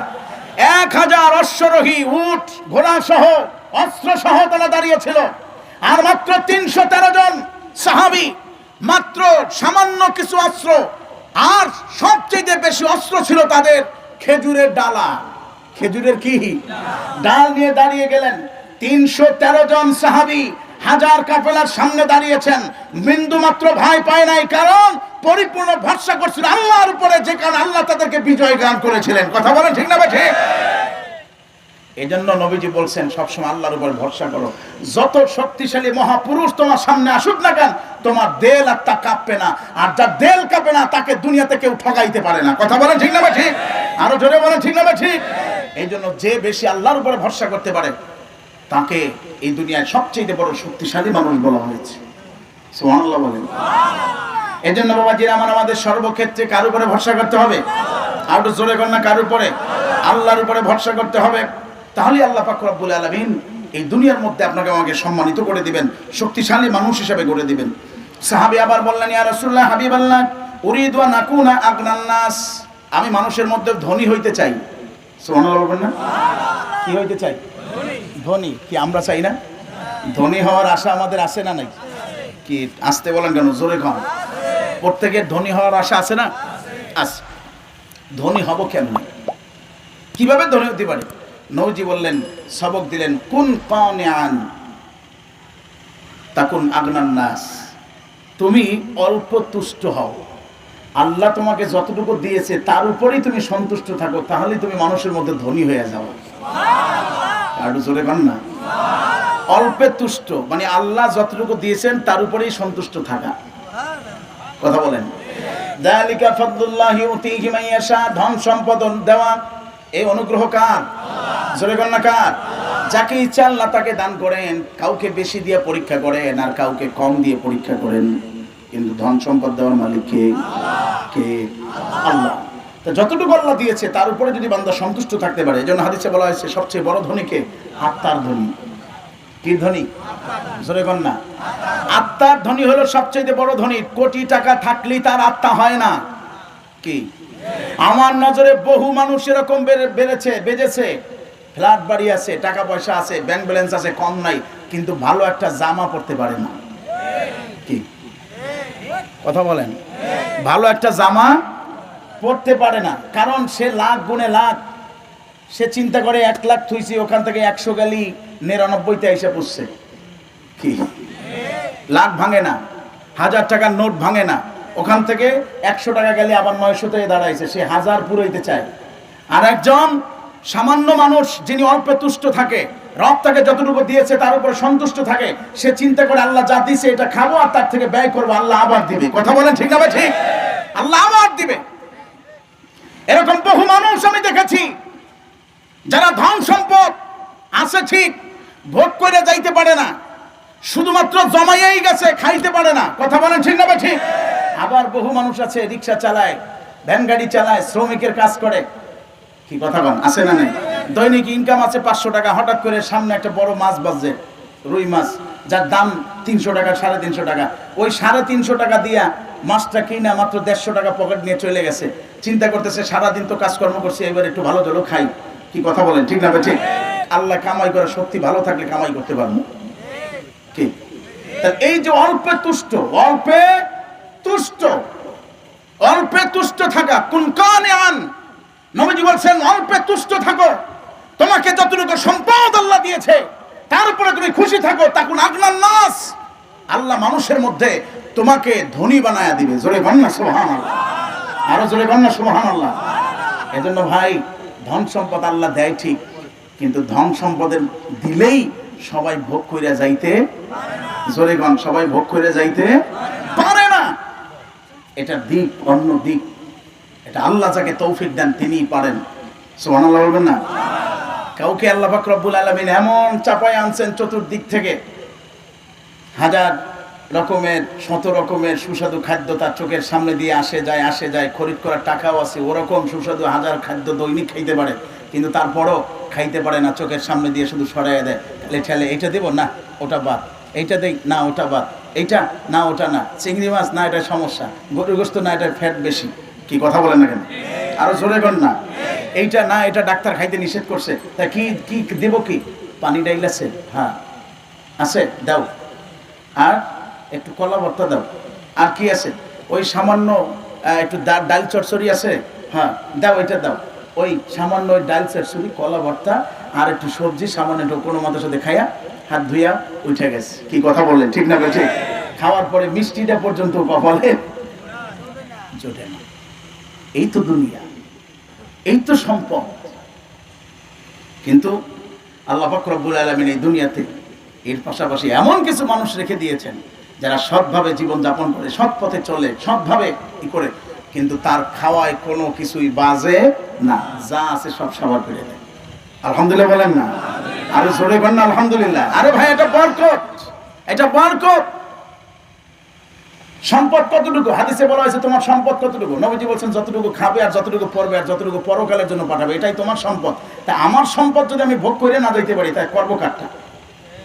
কি কথা বলেন? আমার সম্পদ যদি আমি ভোগ না করতে পারি, তার করবো কারটা? এখানে আমার সম্পদ, তার থেকে পর্যাপ্ত পরিমাণ যতটুকু দরকার খাইতে হবে, যতটুকু দরকার চাহিদা অনুযায়ী পড়তে হবে, আর যতটুকু পারি আল্লাহর রাস্তায় দান করতে হবে। কি ভাই কথা বলেন, ঠিক না ভাই ঠিক? আরো জোরে বলেন না, ঠিক না ভাই ঠিক? এটাই জ্ঞানী লোকের কাজ হবে, এটাই জ্ঞানী লোকের কাজ হবে। হ্যাঁ, শুধুমাত্র শুধু জমাইয়েন না, খালি জমাইয়েন না, কিছু খাইয়েন, ভালো একটা পোশাক পরেন, আত্মাটার একটু শান্তি দিয়েন, শুধু খামাই করে যাইয়েন না। এজন্য বুঝতে হবে আমাদের। মহব্বতে দুরূদ পড়েন সাল্লাল্লাহু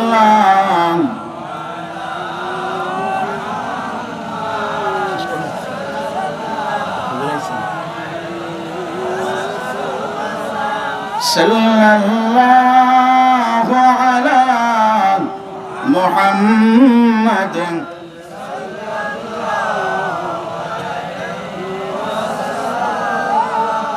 কষ্ট পাইছেন আপনারা? রাগ করছেন? এইভাবে সাহাবায়ে কেরাম রাদিয়াল্লাহু তাআলা আলাইহিম আজমাইন, হাদিসটা অনেক দীর্ঘ, প্রায় 30 থেকে 35টা এরকম সাহাবী নবীজির কাছে প্রশ্ন করছেন, আর নবীজি এক এক করে এভাবে আমলের সন্ধান দিচ্ছিলেন। জোরে বলেন না সুবহানাল্লাহ, আরো জোরে বলেন না সুবহানাল্লাহ। তার মধ্য থেকে মাত্র 5টি আপনাদেরকে শোনাইলাম। মুহতারাম মুহাজিরিন, আমাদেরও এভাবে সাহাবায়ে কেরাম যেভাবে আমলের সন্ধান নবীজির কাছ থেকে নিয়েছেন, ওলামায়ে কেরামের কাছ থেকে আমাদেরও এভাবে আমলের সন্ধান নেওয়ার দরকার আছে না নেই? আমরা যাদের থেকে আমলের সন্ধান নিব তারা হলো হক্কানি আলেম, হক্কানি পীর মাশায়েখ। কি কথা বলেন, ঠিক না ঠিক? বাংলাদেশ এখন বর্তমানে যদিও ডিজিটাল, ভেজালটাও বেশি। কি আর জোরে বলেন না, ভেজালও কি বেশি? ভেজালে সয়ে যাচ্ছে আস্তে আস্তে, আমাদেরও সতর্ক থাকতে হবে। হক যেখানে, না হক সেখানে ওত পেতে দাঁড়িয়ে আছে। বর্তমানে আপনি দেখবেন যেটা 1 নাম্বার সেটার 2 নাম্বার আছে না নেই? কি জোরে গান? বাটা জুতার সব জায়গায় পরিচিতি যে বাটা জুতাটা ভালো জুতা। এখন এই সুবাদে কিছু লোক আবার ওই ভালো গ্রামের কিছু সাধারণ মানুষকে ধোকা দেওয়ার জন্য, যারা পড়ালেখা জানে না তাদেরকে ধোকা দেওয়ার জন্য বাটার নামে নাম দিয়ে রাটা। শুনতে এক কায়দা এক। কি কায়দা? কি ওই যে শেষে টা দেখে মনে করে এইটাই ওইটা। অ্যাপেক্স ভালো জুতা, এখন বানাইছে অ্যাডেক্স, অ্যাপক্স। শুরুতে এ ঠিক রাখছে যাতে মানুষ বুঝতে না পারে। কথা বুঝেন নাই? এই জন্য চলতে হবে সাবধানে, চলতে হবে কি সাবধানে। এই জন্য আমার এক মামা আছে, যদিও কথাটা হাসির, কথাটা যুক্তিও আছে না। উনি দেখি যে বাজার থেকে ওই 1 নাম্বার যে তৈলগুলো আছে না, সোয়াবিন তেলের যে বোতল, ওইগুলো কিনে না। ওনারা দেখি যে বাড়ি থেকে প্রায় একটা শিশি নিয়ে যায়, খালি বোতল নিয়ে যায় বাজারে, যাই পাম তেল কেনে। বললাম আপনি এই শুধু এই পাম তেলগুলো কেনেন কি, এটা 2 নাম্বার না? হ্যাঁ মামা, এটা 2 নাম্বার জানি, কিন্তু এর মধ্যে কোনো ভেজাল নেই। কথা বুঝেন নাই? এটা 2 নাম্বার, এই জন্য এটার মধ্যে কেউ ভেজাল দেয় না, এই জন্য এটাই 1 নাম্বার। কিন্তু যেটা 1 নাম্বার ওইটাই সন্দেহ আছে যে ওর মধ্যে ভেজাল ঢুকাইলে ঢুকাইতে পারে, কিন্তু এটার মধ্যে আর ভেজাল দেবে না, এই জন্য পাম তেল কিনবে। কথা বুঝছেন? এই জন্য এই সুন্দর একটা দেশ আমরা বাংলাদেশে বসবাস করতেছি। কথা বলেন, ঠিক না ভাই ঠিক? এই বাংলাদেশে এত সুন্দর একটা পরিবেশ, নামাজি রোজাদার, এত সুন্দরভাবে মানুষগুলো সেট হয়েছে সর্বদিক থেকে, মাথায় টুপি, মুখে দাড়ি, গায়ে সুন্নতি জামা পাজামা পোশাক। এই পরিবেশটা গড়তে কারা করেছে? এদেশে কোনো নবী আসে নাই, সাহাবী আসে নাই, ইতিহাস খুঁজলে পাওয়া যায় আসছে আউলিয়া কেরাম। কি কথা বলেন, ঠিক না ভাই ঠিক? ওরে ও বাংলাদেশে জানো কি রে তাহাদেরই নাম, তোমার বুকে করলো কায়েম খোদার দিন ইসলাম। ও বাংলাদেশ, যদি জিজ্ঞেস করেন বাংলাদেশকে, বাংলাদেশ বলবে তারা হলো আউলিয়া কেরাম। কথা বলেন, ঠিক না ভাই ঠিক? আরো জোরে বলেন, ঠিক না ভাই ঠিক? সেটায় শুয়ে শাহজালাল, শাহ কামাল খান জাহান, শাহ মাখদুম, শাহ আমানো, জেন্দা আলী, শাহ সুলতান, নিজামপুরি, পীর কারামত, পীর শরীয়ত, পীর নেসার, এদেশ তাদের সামনে চলো, আল্লাহ সহায় ভয় কি আর। নারায়ে তাকবীর। টিকি ফেলে মাথায় টুপি, ধুতির বদলে পাজামা, দাড়ি ঘিনকে দাড়ি দিল, মাথায় পড়ালো আমামা, নামের আগে সিরি মুছে কে জুড়িল মোহাম্মদ, মুসলমান মসজিদে যাও, লক্ষ্মী পূজা দাও রে বাদ, নাইবে নবী করতে এদের ধরা দিল কে বাংলায়, নেসার নামের সেই মুজাদ্দিদ শুয়ে আছেন সারসিনা। কথা বলেন ঠিক না বে ঠিক? আউলিয়া কেরাম এক সুন্দর একটা পরিপাটি দেশ তৈরি করেছে। আজকে বর্তমান সময়ে সেই আউলিয়া কেরামদের মাথার উপরে তহমত দিয়ে কিছু মানুষ আছে অসাধু, যারা এক নাম্বার জিনিসটাকে ভেজাল করতে চায়। আপনারা ভালো করে বুঝবেন, পীর কখনো ভণ্ড হয় না, পীর কখনো ভণ্ড হয় না, ভণ্ডরা পীর সেজে ভণ্ডামি করে। কথা বলেন ঠিক না বে ঠিক? আরো জোরে বলেন ঠিক না বে ঠিক? পীর ভণ্ড হয় না, ভণ্ডরা পীর সেজে কি করে? ভণ্ডামি করে। কারণ তারা জানে, তারা দেখছে আমরা হক্কানি পীর মাশায়েখদেরকে সম্মান করি কি করি না? জোরে কর না। কেন করি? তাদের ভিতরে তাকওয়া আছে, পরহেজগারি আছে, রাসূলের সুন্নাত আছে, সেজন্য আমরা তাদেরকে সম্মান করি, মহব্বত করি, ভালোবেসে হাদিয়া দিই। ঠিক না বে ঠিক? এজন্য অসাধু যারা আছে এরা চিন্তা করলো, বাহ, পীরদেরকে হাদিয়া দেয়, তা আজকে আমাদেরকে একটু পীরের বেশ ধরতে হবে। এই জন্য ওরা নামাজ রোজা সাইরা শরীয়ত বাদ দিয়া মারেফতের স্লোগান দিয়া তারা আজকে মানুষকে ধোঁকা দিচ্ছে। কথা বলেন ঠিক না বে ঠিক? আরো জোরে বলেন ঠিক না বে ঠিক? শরীয়ত বাদ দিয়া কখনোই হক্কানি পীর হইতে পারে না। শুধু মারেফত নিয়ে কেউ হক্কানি হইতে পারে না। শরীয়ত বাদ দিয়ে যারা মারেফতের স্লোগান দেয় তারা ভণ্ড, তারা ভণ্ড। কথা বলেন ঠিক না বে ঠিক? এদের থেকে সাবধান থাকার দরকার আছে না নাই? চিনতে হবে, বুঝতে হবে এরা কারা। আজকে আমাদেরকে সেই হক্কানি পীর মাশায়েখ যারা রয়েছেন তাদেরকে শ্রদ্ধা করতে হবে, ভালোবাসতে হবে। মওলানা জামান শাহ সুবীর সারদি রহমাতুল্লাহ বলছেন, বাবা, একদিকে কোরআন হাদিস পড়ি, অপর দিকে মদিনাওয়ালাকে দেখে দেখে আমল করি। আর জোরে গান না সুবহানাল্লাহ। আবু জাফর মুহাম্মদ সালেহ রহমাতুল্লাহ আলাইহি তিনি বলেন, মদিনাওয়ালার ইশারা ছাড়া আমি কোনো কাজ করি না। সেজন্য যেই সমস্ত হক্কানি পীর মাশায়েখ সুন্নাতের উপর অটল আছে, বুঝবেন তারা হক্কানি। সুন্নাত, শরীয়তের আমল, ফরজ, ওয়াজিব, সুন্নাতে মুআক্কাদা, ফরজে কিফায়া, সুন্নাত, মুস্তাহাব, মুস্তাহাসান নিয়ে যাদের জীবন গঠিত, এক কথায় পরিপূর্ণ রাসূলের আনুগত্যকে যারা নিজেদের ভিতরে চলে এসেছে, তাদের প্রত্যেককে হক্কানি রব্বানি হিসাবে আমরা চিহ্নিত করেছি, মুহাদ্দিসরা চিহ্নিত করেছে, মুফাসসিররা চিহ্নিত করেছে, জাতি আজকে তাদেরকে সম্মান করতে শিখেছে। কথা বলেন ঠিক না বা ঠিক? সেজন্য আমরা তাদের দিকে, তাদের সাথে গভীর একটা সম্পর্ক রাখবো। আল্লাহ আমাদেরকে তৌফিক দান করুন। আরো জোরে বলেন আমিন, আরো জোরে বলেন আমিন।